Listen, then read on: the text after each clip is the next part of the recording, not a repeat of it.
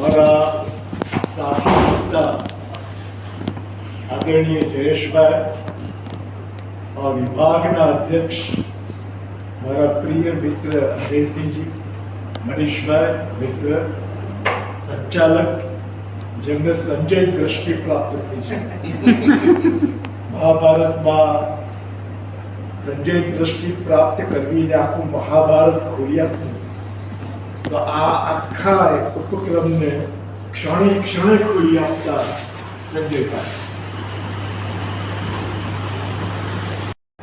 મિત્રો, આજથી 100 વર્ષ પહેલા એક યુવાન તમારા જેવો, તમારી જ ઉંમરનો, ગુજરાત કોલેજમાં ઇન્ટર આર્ટ્સનો અભ્યાસ કરે છે અને તે વખતે સત્યાગ્રહને કારણે અભ્યાસ છોડી સત્યાગ્રહી બને છે અને જેલવાસ કરે છે. જેલમાં હવે જેલમાં ઘણા બધા કેદીઓ, આઝાદીના લડવૈયા સાબરમતી જેલમાં છે અને એમની સાથે આ યુવાન પણ છે. પણ આ યુવાન એક શરત મૂકે છે, મારી બેરેક અલગ, હું બધાથી જુદો રહીશ અને મારે જે કંઈ વાંચન કરવું છે, જે કંઈ અભ્યાસ કરવો છે, એમાં કોઈ પણ પ્રકારની ખલેલ ન પહોંચે એટલા માટે મને અલગ રાખવામાં આવે છે. અને એ યુવાન દિવસ દરમિયાન તો અભ્યાસ કરે છે, પણ રાત્રે એ આકાશ દર્શન કરે છે. ગ્રહો, નક્ષત્રો એને બહુ સૂક્ષ્મ દ્રષ્ટિથી જુએ છે. બીજા બધા યુવાનો, એની ઉંમરના બીજા બધા કેદીઓ એ નિંદર માણે છે, પણ આ નિંદર નથી માણતો. આકાશને જુએ છે, તારા નક્ષત્રોને જુએ છે અને એને એક ક્ષણે એક એવી અનુભૂતિ થાય છે અને એ અનુભૂતિને વર્ણવતા એ લખે છે, દ્રશ્ય પાશ મને સ્પર્શે છે અને હું પૃથ્વી સાથે એકાકાર થઈ જાઉં છું. આત્મવિલોપન થાય છે, પણ આ શૂન્યાવકાશ નથી, આ સફળતા છે, મને અંદરથી ભરી દે છે. આ અનુભૂતિ થતાની સાથે એ નાટક લખવા બેસે છે. આ યુવાન એટલે ઉમાશંકર જોશી, તમારી ઉંમરનો 28 થી 30 માં એ અભ્યાસ કરે છે અને પછી 31 માં જેલ નિવાસ દરમિયાન અનુભૂતિ થાય છે. અને આ અનુભૂતિને કારણે કેવું નાટક લખે છે કે જેમાં સ્વયં કાળ દેવતા હોય, નક્ષત્ર હોય, ચંદ્ર હોય, સૂર્ય હોય, તારાઓ હોય. આવી અનુભૂતિ તરત નાટક લખવા માટે પ્રેરે છે. નાટક શરૂ થાય છે, યુધિષ્ઠિરનો વિષાદ યોગ એટલું લખે છે ને પછી નાટક આગળ લખી શકતા નથી, અધૂરું.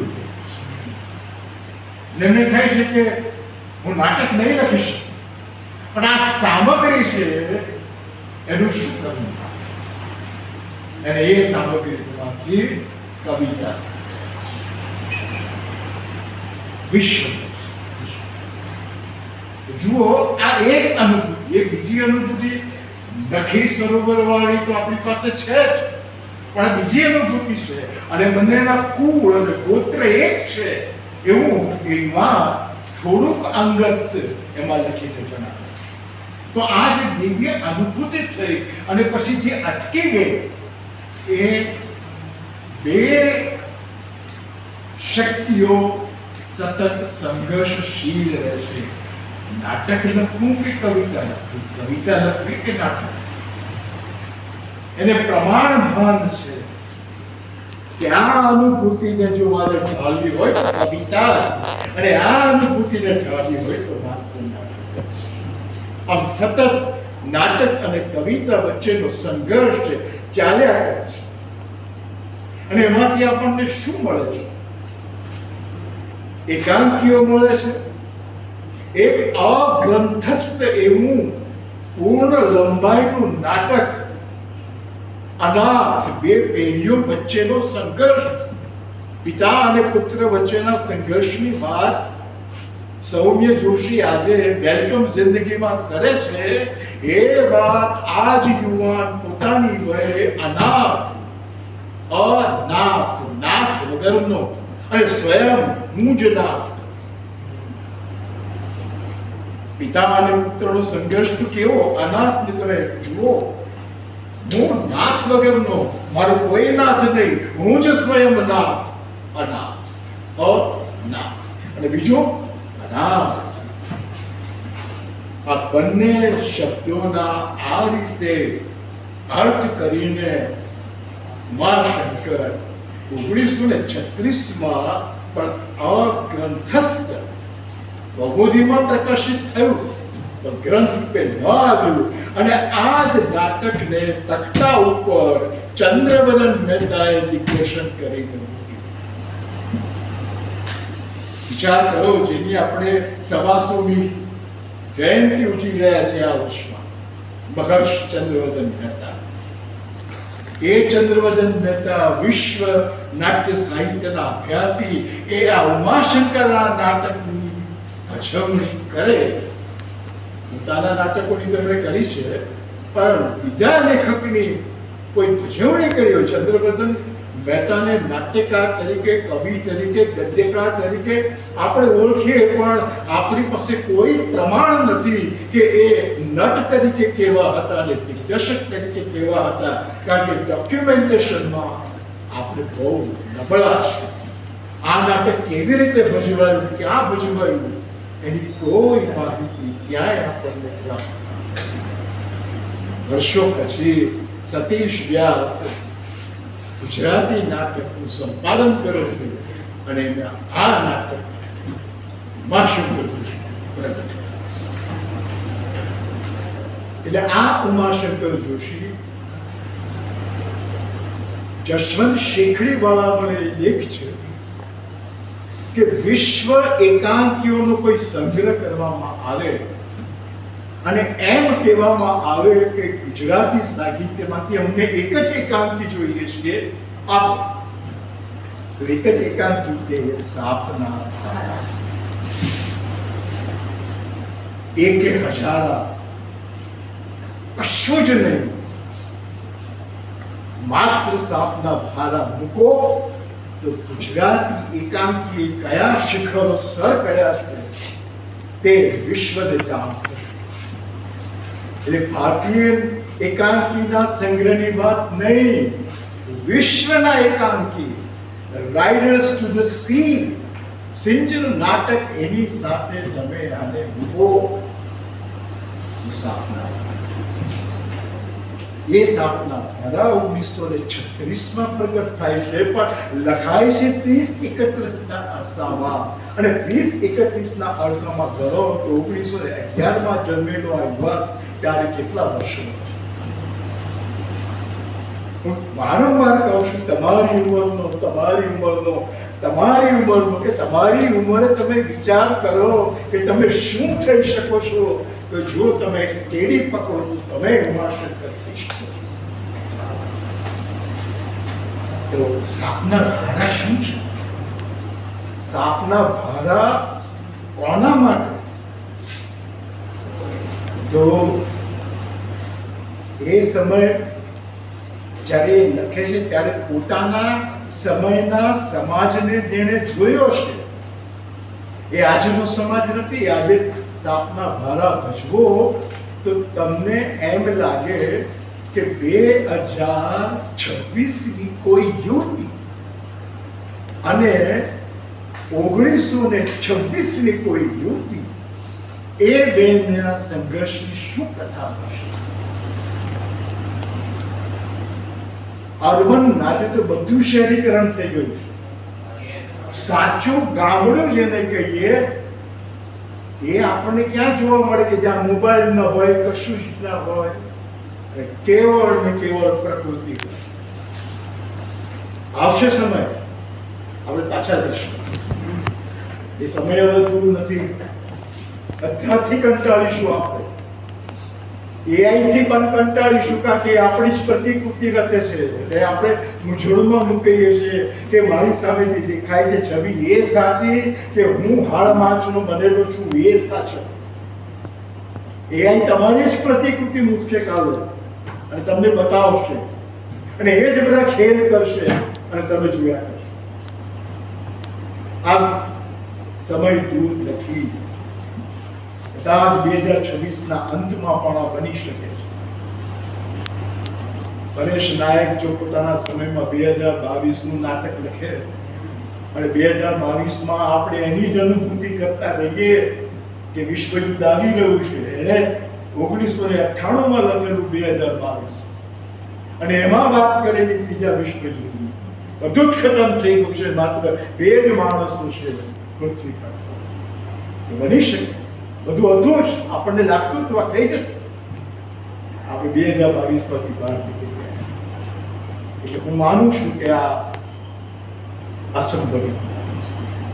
તો હવે આ એકાંકીમાં એવું તે શું છે? ઉમાશંકરે પોતાની એકાંકીની વિભાવના બહુ જ સંક્ષિપ્તમાં જણાવી છે, ધારદાર રીતે જણાવી છે. એમણે કહ્યું કે લાંબા નાટકો અને એકાંકીમાં શું કરતા હોય? નાના બાળકને પણ સમજાય જો એ લખવા બેસે તો 1 થી 100 ગણો. લાંબા નાટકમાં 1 થી શરૂ થાય, 100 પણ એકાંકી 91 થી શરૂ થાય અને 100 આગળ અટકે, અને 1 થી 90 શું બન્યું તે 91 થી 100 માં આ એકાંકી. આટલી સટીક કહી શકાય એવી ઉમાશંકરની વિભાવના. જ્યારે લખવા બેસો તમે એકાંકી, મિત્રો તમારે જો એકાંકી લખવું હોય તો એ લાંબા નાટક કરતા કઈ રીતે જુદું પડશે? તો આ રીતે જુદું પડશે કે કથાનક તો 1 થી 100 જ છે, પણ પેલામાં 1 થી 100 માંડીને વાત કરવાની. એકાંકીમાં માંડીને વાત થઈ શકે નહીં, પણ એટલી જ વાત કરવાની છે જે 1 થી 100 માં. તો 90 થી શરૂ, 100 સુધી જાઓ, પણ 1 થી 90 સુધી શું બન્યું છે ત્યાં 91 થી 100 માં બતાવો. આ ત્રેવડ જોઈએ શબ્દ વાપર્યું. ઉમાશંકરે શબ્દ આપ્યું છે ત્રેવડ જોઈએ ભાઈ. લાંબા નાટક લખી શકાય, એકાંકી લખવું અઘરું છે. કારણ એમાં સમય, સ્થળ, ક્રિયાની એકતા. આ બીજો શબ્દ. લંબાણપૂર્વક ઘણી બધી વાતો ત્રિઅંકીમાં થઈ શકે, પણ એકાંકી લખવા બેસો ત્યારે સમયની, સ્થળની, ક્રિયાની એકતા. એક જ સ્થળે બધું બને, સમયના એક ચક્રાવામાં બને, અને એક જ નાયક કે નાયિકા સાથે સંબંધ ધરાવતી ઘટનાઓ હોય. એમાં ઉપકથાઓ ના આવે, કારણ કે એક આ ઉમાશંકરે કહી દીધું. અને સમયની એકતા અને સ્થળની એકતાનો અર્થ એ થયો કે અનેક દ્રશ્યો ન આવી શકે. એ તો ત્રિઅંકીમાં આવે. ત્રિઅંકીમાં પણ એક અંક પૂરો થાય, બીજો અંક શરૂ થવાનો હોય તો વચ્ચેના ગાળામાં સ્થળ અને સમય બદલાઈ જાય. પણ એકાંકીમાં પડદો ન પાડી શકાય. એક તીર છૂટે અને પોતાના મકામે જઈને પહોંચે, ત્યાં જ અટકે, તે એકાંકી. આ ઉમાશંકરની એકાંકી વિશેની જે સંકલ્પના છે એ પોતાના જ એકાંકી દ્વારા ચરિતાર્થ કરી બતાવે છે. આ એમનો સર્જક તરીકેનો મોટો ગુણ છે. ઘણા એવા સર્જકો છે, સ્વયં ચંદ્રવદન મહેતા, કે જેમને આખા વિશ્વના નાટ્ય સાહિત્યનો અભ્યાસ કર્યો, પણ જ્યારે તમે એમના જ નાટકોને તપાસો ત્યારે તમને લાગે કે ક્યાં ક્યાં એ ઉણાઓ છે.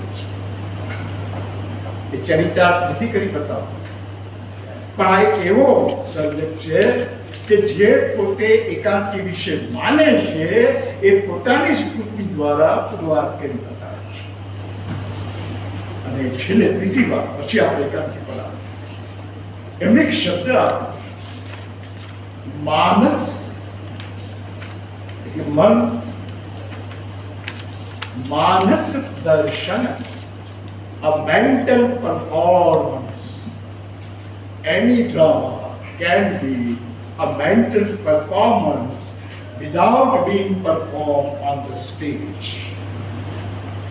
રંગમંચ ઉપર નાટક ભજવાય તે અનિવાર્ય નથી, પણ એ પાઠકના મનોજગતમાં એના મનની રંગભૂમિ ઉપર સતત ભજવાતું જોઈએ ને એને શબ્દ આપ્યો a mental performance.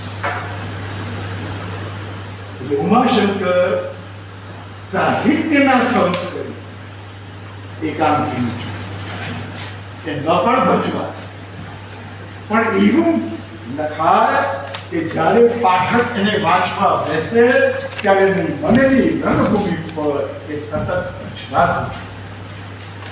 આ માનસ દર્શન એક ઉમાશંકર એકાંકીના સંદર્ભમાં અથવા પોતાના નાટકના સંદર્ભમાં. હવે એકાંકી છે એટલે લાંબુ તો નહીં જ હોય, એટલો લાંબો સમય તો નહીં જોયો, પણ સાપના ભારા વિશ્વ કક્ષાની કેમ છે તો 1932-33માં ગાંધીજી અને એમના પ્રભાવને કારણે એક આખું વાતાવરણ થયું. અને એ વાતાવરણમાં બે વસ્તુ મુખ્ય બની છે. અત્યાર સુધી ઉપેક્ષિત રહેલું ગ્રામ્ય જીવન એને કેન્દ્રમાં લાવ્યું અને બીજું કે બોલાતી ભાષાને કેન્દ્રમાં લાવ્યું. ઉમાશંકર આ બે મોટા પરિબળો, લેખકની ભાષા નહીં, પાત્રની. પહેલાના તમે જુઓ મોટા ભાગના નાટકોમાં લેખકની પોતાની શિષ્ટ કહી શકાય અને સાહિત્યિક કહી શકાય એવી ભાષા પટાવાળાના મુખ્ય પણ જોવા મળે અને પ્રોફેસરના મુખ્ય પણ જોવા મળે, પણ બંનેનું સ્તર જુદું છે. એવી કોઈ સમજ એ ભાષાકીય સંઘર્ષમાં ન આવે. તો જે કામ ચંદ્રમદન મહેતાએ ત્રિઅંકી અને પોતાના લાંબા નાટકોથી કર્યું એ જ કામ પહેલી વાર ઉમાશંકર ઈડરના આસપાસ ઉત્તર ગુજરાતની બોલી છે એ બોલી સાહિત્યમાં કેવી રીતે આવી શકે. અને એ વાંચીને પન્નાલાલ પટેલ કહે છે કે ઓ આ ગામડાની ભાષા એ સાહિત્યમાં સ્થાન પામી શકે. અને પન્નાલાલ પટેલ અમર કહી શકાય એનું પ્રેરક બળ બને છે આ સાપના ભારા.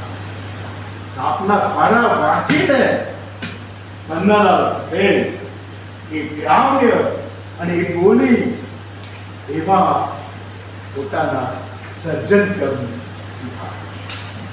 જુઓ અહીં વાંચતાની સાથે જ તમને ખબર પડશે કે આ નાટકમાં શું છે, એકાંકીમાં શું છે. તો એ પરિચય આપે છે, પાત્રનો પરિચય કેવી રીતે આપે છે. અંબા છે એ મેનાની માતા છે. જો એ લખે છે આ લેખક જ્યારે પાત્ર પરિચય આપે ને ત્યારે એની કેવી કુશળતા છે. લીલી કોણ છે તો મેનાની મશિયાઈ બહેન એટલે કે માસીની દીકરી છે. દોલતરામ કોણ તો મેનાના મામા છે. ધનભાઈ કોણ તો મેનાની સાસુ છે. અને મેના કોણ છે સુચિત પાત્ર. જો આ ખેલ ઉમાશંકર પાત્ર પરિચય આપતા જ શું કહે છે કે આ બધા મેનાના છે, પણ મેના નથી. સૂચિત પાત્ર. અને એવું જ બીજું સૂચિત પાત્ર છે જે આ નાટકનું ચાલક પણ હશે. એ છે નૈનાના સસરા નંદરામ. આ ચાર પાત્રની વાતની જ્યારે ઓળખાણ આપે છે ત્યારે કેન્દ્રમાં નૈના છે. તો એવું કહી શકીએ અંબા વિધવા એવો કોઈ પરિચય આપી શક્યા ધનભાઈ કવા બધા કોણ નૈના સાથેના. કોઈ નૈનાની બેન, કોઈ નૈનાની સાસુ, કોઈ નૈનાની માં. આ પહેલી દ્રષ્ટિએ જો તમે વાંચવાનું શરૂ નથી કર્યું એ પહેલા જ તમને બહુ ઇંગિત કરી દેશે ઉમાશંકર. અને પછી લખે છે સૂચિત પાત્ર. અને સૂચિત પાત્ર suggested character which does not come on the stage but which remains on the stage. રંગમંચ ઉપર આવે ને પણ છવાઈ જાય એની જ બધા વાતો કરતા હોય પણ એ જ ન હોય. એને સૂચિત પાત્ર. આ સૂચિત પાત્ર બે છે જેના મુખ્ય પાત્ર છે. બે મુખ્ય હોવા છતાં પણ મંચ ઉપર આવતા નથી. આ એની ખૂબી. નૈના બીમાર છે અને જો શરૂ ક્યાંથી થાય છે કહે છે કે નંદરામ પંડ્યાનું ઘર છે. નંદરામ પંડ્યા કોણ છે? નૈનાના સાસરા. એટલે આ સાસરું છે. નૈના બીમાર છે એ ખોરડાની અંદર છે. એના ઉમકારા સંભળાય છે. ક્યારેક ક્યારેક બા બા એવા અવાજ સંભળાય છે પણ એ દેખાતી નથી. એ બીમાર એટલા ખાટલામાં પડી છે. અને હવે એવી કટોકટીની ક્ષણ આવી છે કે માએ એની ખબર કાઢવા માટે સાસરે આવવું પડે. લખે છે કે વિવાહ એ અહીં પછાડ્યા આવ્યા 2 દિવસથી અહીં છે.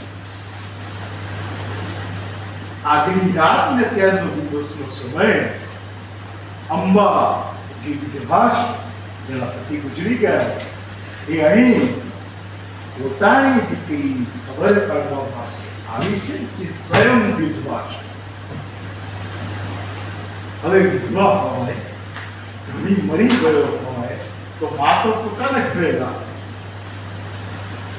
પણ એ જુઓ કે એ વિધવા થઈ છે પછી એ સાસરા અને એની કટોકટી પરિસ્થિતિને કારણે એને ખબર પડે છે કે હવે મારે જવું જ પડશે. એટલે ગમે તે થઈ શકે છે. એટલે અહીં આવે છે અને એના કુટુંબીજનો એક પછી એક અહીં આવી રહ્યા. ઉમાશંકરે આખો સ્થળ બદલી નાખ્યું અને બતાવ્યું કે આ તો નંદરામ પંડ્યાનું ઘર છે. આ પ્રકારનું ઘર છે. એ સમયમાં જેવા પ્રકારના ઘર હોય એમાં અંદર ઠેઠ અંદર કોઢમાં નૈના નૈના આપણને દેખાય. જે કોઈ ખબર કાઢવા જાય તે અંદર નૈનાને શું થયું છે એ માત્ર આ લોકોની વાતચીતથી જ ખબર પડે. એટલે ત્યાંથી એક બીજું સરસ વાછરડું છે. અને વાછરડું કોણ છે કે કન્યાદાનમાં આપેલી ગાયનું બચ્ચું છે. ને ત્યાં છે ઉછળે છે કૂદે છે. જો આ તો દિગ્દર્શક માટે મોટામાં મોટી ચેલેન્જ છે કેવી રીતે લાવવું. પણ આપણે માનસ રંગમંચને યાદ કરીએ તો આપણને દેખાય કે ભાઈ વાછરડું છે અને વાછરડું કુદાકૂદ કરે છે તો એને કહે છે કે પહેલું પાત્ર આ આખા એકાંકીમાં એક સાથે 2 થી વધારે પાત્રો.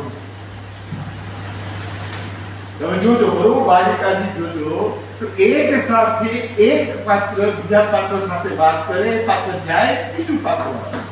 અંબા કેન્દ્રમાં રહે. અંબાના બલોપાતનું આ એકાંકી છે. અંબા કેન્દ્રમાં છે. અંબા બધા પાત્રો સાથે વાત કરે પણ એક સાથે બધા પાત્રો નથી આવતા. તો પહેલું ઉદ્ઘાટન આ નાટકમાં કથા શાની છે, મુખ્ય ઘટના શું છે એ ઘટનાનો પૂર્વ પરિચય આપવા માટે અને એ વિશે એ વખતે સ્ત્રીઓની શું દશા હતી એ પણ કહેવા માટે પાત્ર જોઈએ છે. લીલી કે જે મેનાની સગી માસિયાઈ બેન છે એ અહીં આવી છે. એ પણ ખબર કાઢવા અને એની સ્થિતિ શું છે એ રૂડી રૂપાળી છે, પણ પૈસાના કારણે અને કુળને જોવાને કારણે વેત્યા જેવા પુરુષ જોડે એને પરણાવી છે અને હજુ એને કોઈ બાળક નથી. આ સ્ત્રીઓની દશા બતાવવા માટે હજુ તો મૂળ ઘટના પર આવ્યા નથી નાટ્યકાર, પણ એમને પૂરો પરિચય આપવો છે કે એ સમયમાં સ્ત્રીઓની શું શું હતા. તો પહેલી દશા આ કે મા બાપ કુળ જુએ, છોકરો ના જુએ અને છોકરા જોડે પરણાવી દે. જે વાત આપણને રણછોડભાઈ રામ લલિતા મિથ્યાભિમાનમાં જો એ સમાજનું ચિત્રણ આપવા માટે કેવી રીતે કુશળતાથી એ નીલીને આવે છે, નીલી જોડે વાત કરે છે અને એમાં કહે છે કે આ વાછરડા કહે છે કે બહુ સરસ સંવાદ છે. એ તો માસીબા ગાયથી કાંઈ કહેવાય કે મને ફલાણે ઘરે લઈ જા. આ ગાય ઉદાસીત કરતી વાછરડું ઉદાસીત કરે છે એટલે પાણી બહુ ના પાતી તું એમ કહે છે. પછી કહે છે એ તો માસીબા ગાયથી કાંઈ કહેવાય કે મને ફલાણે ઘરે જ રાખો. દીકરીને ગાય દોરે ત્યાં આ વાર્તા દીકરીને ગાય. આજે પણ આ કહેવત ગામડાની કહેવત, સાપના ભારા છોકરીને સાપના ભારા ગણવા એ સમાજની મનોદશા બતાવે છે કે કઈ રીતે how girls are treated in their society. સાપના ભારા, લાકડાના ભારા તો ઠીક છે, પણ સાપના ભારા છે ત્યારે ક્યાં ડરખી જાય કહેવાય. એટલે છોકરીને તો ફટફટ તમારે પારગું ધન કહેવાય અને કાઢો. આ મનોદશા છે. અને એ સ્ત્રીનું સ્વાતંત્ર્યની તો ક્યાં વાત કરવાની. તો આ બતાવવા માટે પેલી લીલી એ કહે છે કે દીકરીની ગાય ગાય. અને એ જ વખતે અંબા કહે કે મેં તારા માને અને તારા મામાને પોતાના જ ભાઈને કહ્યું પહેલે હું મળી ગઈ કે એને અહીં ના પ્રણામ. તો કહે છે દીકરી મેં તો ઘણું તારી માને મામાને સમજાવ્યા હતા, પણ તરવારીનું કુળ ઊંચું તે મામું એકનો બે ના થાય. ને માને તો દીકરીને સોનેથી મળેલી જોડી હતી તે મારું કઈ કામ સારું. રૂપનો અંબાર દીકરીને ભેંતિયા જોડે પરણાવી દીધી. એ રૂપનો ભેંતે પણ સામે લીલી છે. લીલી દુષ્કાળ. બધાએ કહે કે જમાઈ એવડો ને એવડો તો ઓછો રહેવાનો, એટલે કે ભેંતિયા જેવો છે તો કાલે મોટો થશે. આજ પરણ્યાને 5 વર્ષ થયા પણ હજી સારો દાડો ના આવ્યો છે. આ બીજી દીકરી માટે કહે છે. અને આવું પોતાની દીકરી સાથે થયેલું છે. પણ બાકીબા આપણી આ મેનીને તો ઉઘાડી આ ખેતરને કૂવામાં નાખે. જો અહીંથી હવે શું થયું નાખે કે આ જે મેની છે, જે મેના છે, એને તમે ઉઘાડી આ કે તમે મને કહો છો, મારી માને કહો છો, મારી વાત કરો છો, પણ આ વાતનું શું ઉઘાડી આખે. એમાં તારી બા અને તારા મામાના જ કારસ્તાન. પણ પંડ્યાનું ઘર એટલે હું આવી ના. આ કુળ ઊંચું કુળ એમ જ કોને ઊંચું કુળ જોયું. નહીં તો 2 વર્ષ સુધી લગ્ન કેમ ના કર્યા? નાકમાં મુરત્યાનો ટોટો હતો એટલા માટે કે આ કુળ પછી જતું રહે, આવું મળે નહીં. એટલે કે છે બાપ આપણી ઉપાધ્યાયની દીકરી ઊંચા ઘરવાના હલાય ખરી. રતન કાંઈ ઉકરડે નાખી દેવા તો ફૂલ જેવી દીકરીને અગનમાં હોમાય ખરી. જો આ 2 વાત બંને જણાની વાતથી કેવો જોડ ચડે છે. તમે આ અને ભાષા જુઓ, બોલ 2 પાત્રની ભાષા તમને લાગે ક્યાંય ઉમાશંકરની ભાષા ન લાગે. આવડો મોટો કવિ પણ એ જાણે છે કે મારા પાત્ર બોલે છે, હું નથી. આ ઉમાશંકર તો ફૂલ જેવી દીકરી અગનમાં હોમાય ખરી. કપાળ કોને માલમ કે વર્ષમાં તાવ જમાઈને ખાઈ જશે. આ કપાળ જ ફૂટેલું સમજુ છું. આ એક જ વર્ષ હજુ તો પરણી છે અને એ વિધવા થઈ ગઈ છે. હવે જો કેવી છોકરી મોટી ઉંમરે વિધવા નથી થઈ, નાની ઉંમરે વિધવા થઈ ગઈ. અને નાની ઉંમરે આજથી 25 વર્ષ નહીં, 12 એ વખતે છોકરીઓને વહેલી પરણાવે. માસિક ધર્મ આવે એટલે પરણવાની સીઝન શરૂ. એમ ન કોને બેઠી તો બેઠો ચાલો. એ ગામની વાત છે, એ સમયની વાત છે. આજે તો 25 વર્ષ સુધી પણ કે મને પરણવાનો સમય નથી થયો, એ ના કહી શકે છે આજની છોકરી. પણ ત્યારે તો એમ કશું ચાલતું હતું. દીકરીને ઘા જોડે ત્યાં જાય એટલે પરણવું પડે. એટલે આ ઘટનાને બરાબર તમારે યાદ રાખવી પડે કે એ વખતે સ્ત્રી પુરુષોના લગ્ન બહુ જલ્દી થતા હતા અને દીકરાના ઘેર દીકરો જન્મે તો દીકરાનો ભાઈ પણ ત્યારે જ જન્મ્યો. એવા ઉદાહરણો નવલકથામાં, નાટકમાં તમને મળશે.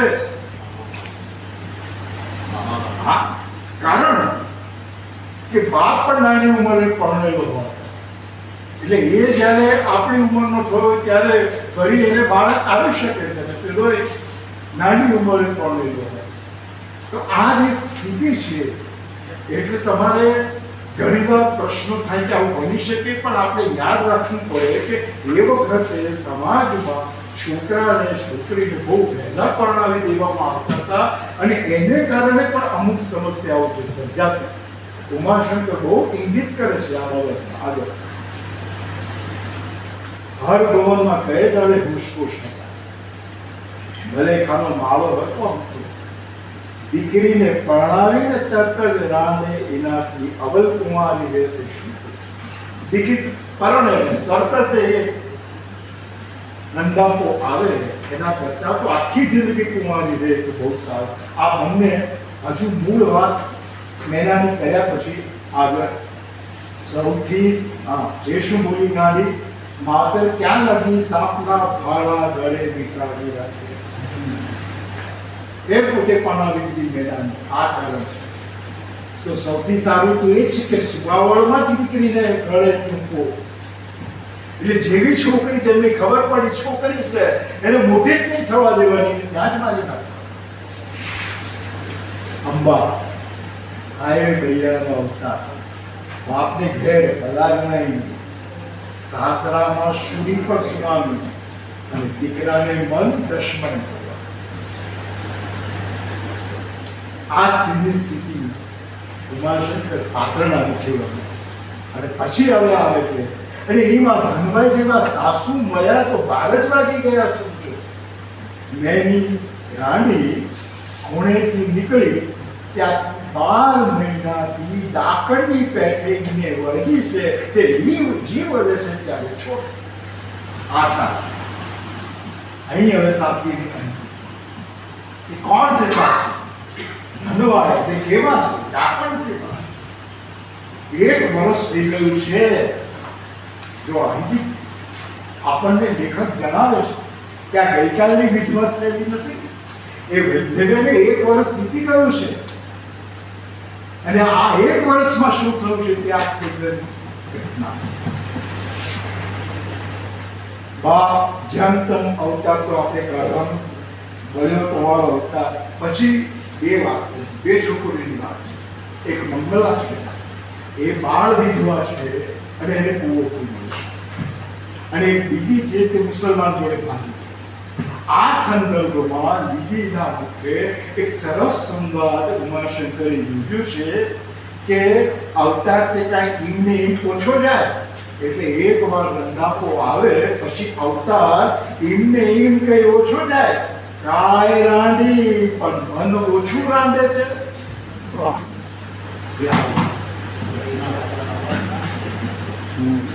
કાય રાંડી પણ મન, સ્ત્રીનું મન એનું શું?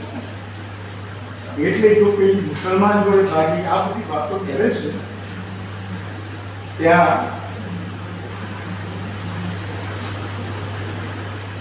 બૈરા માણસનો જ બધો વાંધો? બીજી પૂછે છે કે આદમી તો મસાણમાંથી જ કંકુ કપાળે ચોળતો આવે. સ્ત્રી મળી જાય એની પાછળ સતો ના થાય. એટલે મસાણમાંથી નીકળેની સાથે જ નક્કી થતું આવે, અને મસાણમાં જ નક્કી થતું હોય કે હવે તમારે ત્યાં કરવાનું. આ લીલી કહે છે પણ આ બધું આપણે ભાગી ગઈ આ બધી વાતો કરી આપણા માટે કરે, પણ કોઈ ભગાડીને લાવે તો એના માટે વાત ન. કારણ કે આ પુરુષ પ્રધાન સમાજ. તો આ લીલી જુઓ એના મુખે એવી વાત કરાવડાવે છે કે કયા માણસનું બધું વાનું છે. કહો હવે જેની ભાગી ગઈ કે અહીં નહીં હોય તો 3 દિવસમાં લાકડા ભેગી થઈ ગઈ. ગામમાં ઘર નહોતું, વાર નહોતું, ઠરવાનું ઠેકાણું નહોતું, ને વધારામાં ચડતું લોહી દેહ જાગે ત્યારે શું થાય? જો આ ભાષા પાત્રની ભાષા છે. અને તમે જુઓ કે આ બધા શબ્દો જો નટ કે નટી ન સમજે તો અભિનયમાં ન લાવી શકે. એ તમારી ભાષા સમજવી પડે. દેહ જાગી તો શું? દેહમાં વાસના જાગે. ત્યારે શું? અંબા મોઈ જીભ કરડીને ભરી કેમ ના ગઈ?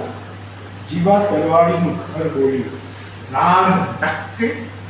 તો જો આ શબ્દ ખરેખર આ પ્રકારની બોલી ધનભાઈની છે.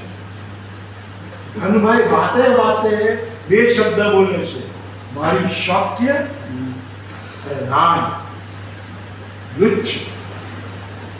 આ બહુ જ મહત્વના શબ્દ. શક્ય એ તમારે સમજવું પડે છે શું કે બીજી સ્ત્રી લાવો તો એ બીજી આવેલી સ્ત્રી કે પહેલી સ્ત્રીની શક્ય. આ ગામડાની ભાષા. તો આ એકાંકીનું એક એવું વાક્ય છે આપણને ઘાસની યાદ આવે. કરણે કહે છે કે મારા રથને ત્યાં લઈ જા કે જ્યાં પેલો અર્જુન છે. કારણ કે આજે અર્જુનને પણ ખબર. આ વાક્ય કર્ણભારમમાં 3 વાર આવે. જ્યારે ભસ્મના નાટકો વાંચે છે કારણ કે કર્ણની મનોદશાનું નાટક. અને એ મનોદશામાં કર્ણ એમ કહે છે કે જ્યાં અર્જુનનો રથ છે ત્યાં મારા રથને જાય.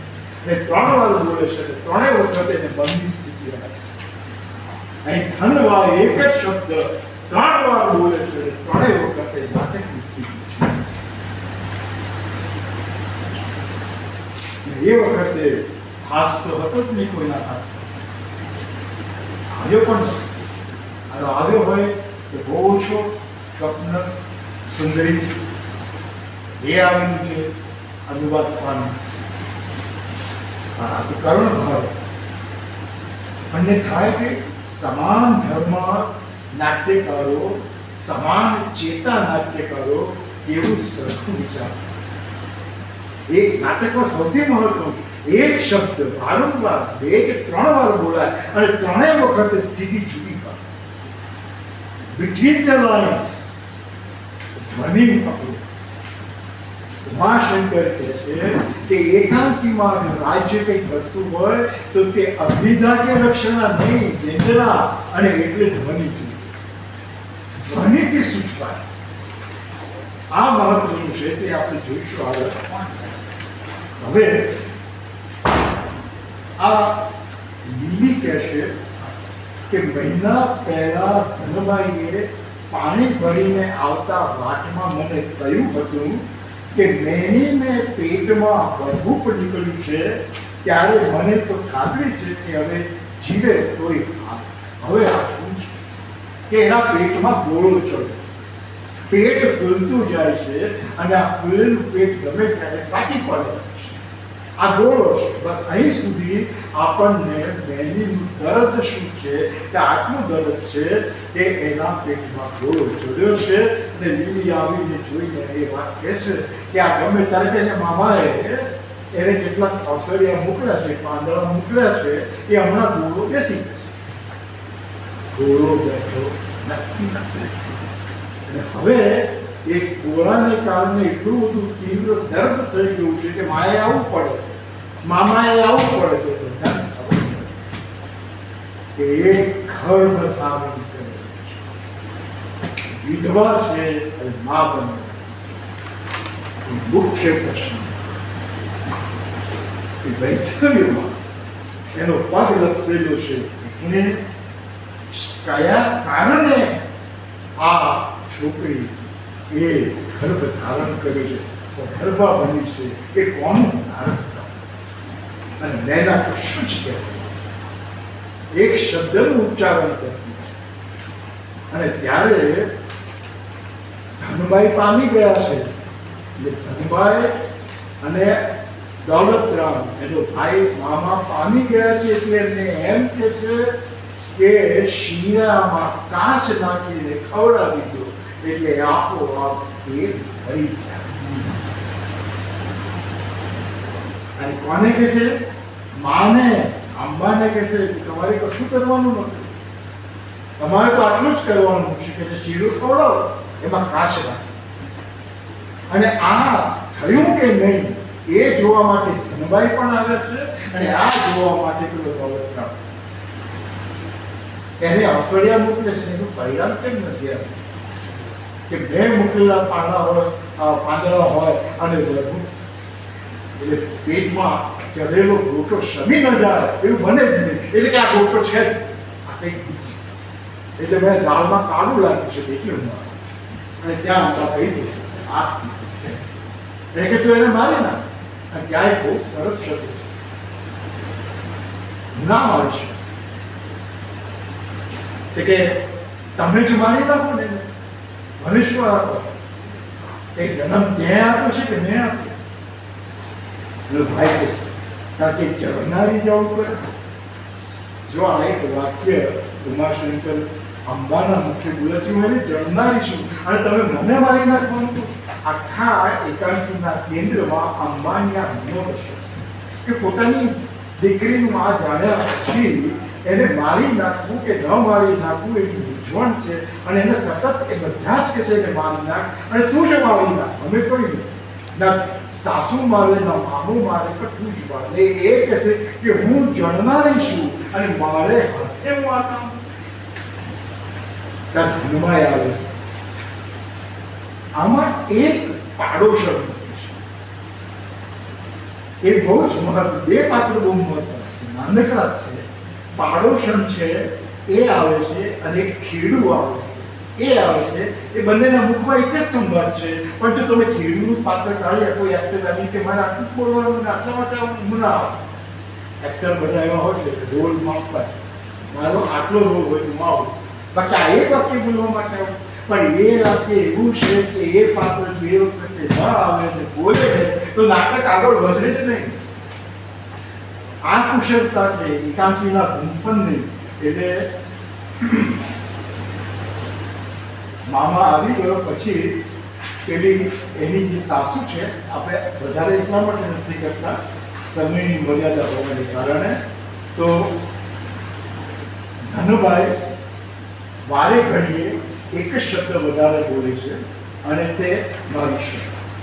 એટલે પડોશન આવે છે અને કહે છે કે કેમ અમરી વેવાણ નૈનીને કેવું છે? કેવું છે તે ખબર છે પણ જરા દાણું ચાપે. કેમ અમરી વેવાણ નૈનીને કેવું છે? અંબા દુખતી, કાંઈ કહેવાની વાત નથી. પડોશન કંઈ દવા કરાવો ને, નકર પડોશન કરતું. ધનુભાઈ મારી શક્ય પાછા બાલેશ્રી ના જોયા હોય તો રાંડ બુચ્ચી. આ એનો તકિયા કલા.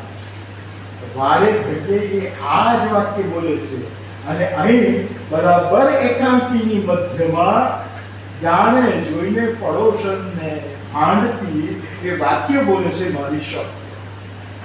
વળી તમારી બોલવાની ટેવ તો ના દેખાય. એટલે વારે ઘડીએ આગળ જતા જ્યાં એકાંકીનો અંત આવે ત્યાં હજુ પેલી અંદર છે રડે છે એના અંકાર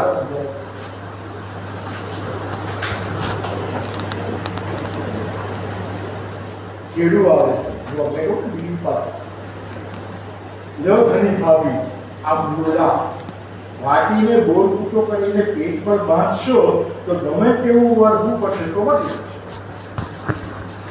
એટલે આસળિયા લાવ્યો છું આ કેવા છે એકાંકીમાં પ્રેક્ષકોને ખબર પડી ગઈ છે કે આ ગોળો નથી પણ કંઈ બીજું છે અને તે વખતે તેનું ખેડૂ આવીને કહેશે કે આ જે બધા આસળિયા છે તમે લો પેટ ઉપર બાંધો કશું નહીં થાય ગમે તેવો ગોળો ચડ્યો છે એ જગત નાક ત્યાં ખૂણામાં પણ અંબાવજો જઈ હા ઝેરી છે ઝેરી કોઈ પાણી ના પી જાય એનું હવે તમે સગત બોલે હવે તે શું કરવા છે લઈ જાઓ બસ ઊંધું સવરું થઈ જાય ને કાલ રાતની દવા પડી છે પણ એ તો એને આપી દો હવે કઈ કાલ રાતની દવા આ અમ્મા આગલી રાતે આવી ગઈ છે ધનભાઈએ એને કહ્યું છે શીરામાં કાચ નાખી દેવામાં આવ્યો છે પણ અમ્માની હિંમત ચાલતી નથી એ દવા એમની એમ પડી તો કે એ દવા જે મૂળ છે એ જો એમની પડી હોય તો તારા લાભેમાં ઔષધ્ય શું થાય આ ખેડૂતમાં આટલા પાત્રથી આગલા દિવસે શું થયું છે એની વાત બહુ જ સહજપણે ધમીના માટે બાર ક્યારે ભટ્ટને ત્યાં ગોંડાલની પાસે ચલમ ભરતો બેઠો એટલામાં મારા ઢેબરા તૈયાર અને એ એટલે કે કોણ ધમીનો વર આ નંદેરામ પંડ્યા ક્યાં છે સોરી નંદરામ એ તો કુવા પર રખવાડે બેઠા છે આપવાના નથી એ કે દૂધને રોટલો લેતા આવો અને હવે ધરકે છે કોણ જાણે કુએ પડ્યા રહેશે ઘર જાણે કરોડમાં ન આવતું હોય આ કેમ નથી આવતું તો બરાબર આના પછીનું જ વાક્ય છે આ વાક્ય જન્મનું બહુ મહત્વનું છે કે ઘર તો આનું જ છે પણ એ આવતો જ નથી કુએ જ બેસી રહેશે અપરાધ કોણ જાણે કુએ પડ્યા રહેશે ઘર જાણે કરોડમાં ન આવતું ત્યાં અંબાબાઈ અંદર ગોળનું કમાડવાસી સાકળ લગાશે બહાર આવતું ખાડેલા આંસુ અને બીડેલા કામકા જડબામાંથી હામણી નાખે પરસાળના બારણાના ઉંબરમાં સડાઈ પડે છે અને એનાથી લડી પડે છે ધન કંઈક સંતોષ કંઈક પક્ષાય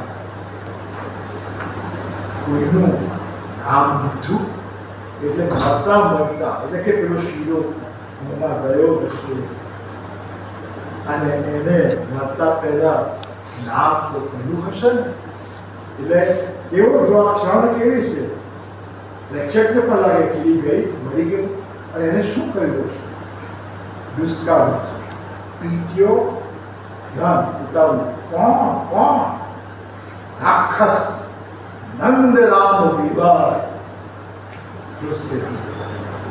અને ફળ છેલ્લું શબ્દ પથ્થરથી આ શક્ય રામ ઈચ્છે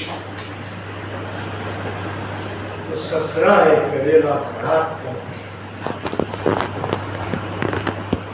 એક વર્ષમાં પેલી સ્ત્રી પર શું વીતી સાસરે જ નહીં અને એના સસરાને કારણે